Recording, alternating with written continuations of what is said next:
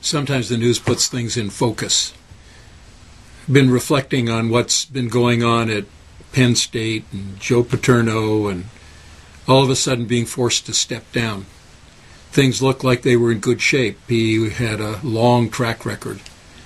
And yet, because the community allowed something to go unchallenged and undealt with, not only were innocent children hurt, but now reputations lie in ruin. Sometimes you need to do the hard thing, and we can pull away from that. That's true in our church community, too. It's true in small groups. One of the great joys of life is Christian fellowship.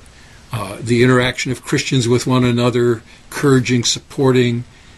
And yet there's times when we just sense something is going wrong with somebody. And in our culture, it's easy just to sort of turn our head and look the other way. And yet, turning the other way can turn into something that's disastrous. So God calls us to have the courage to show grace and truth, to act in love.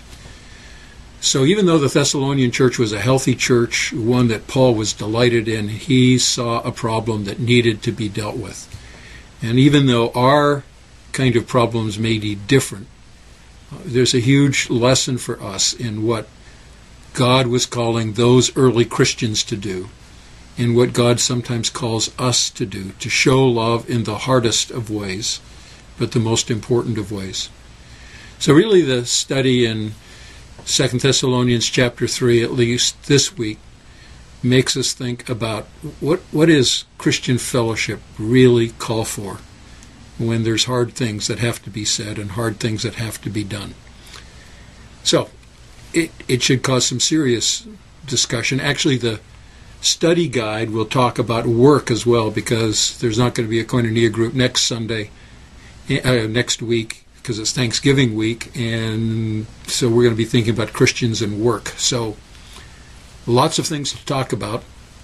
Have a great Thanksgiving as you think toward that.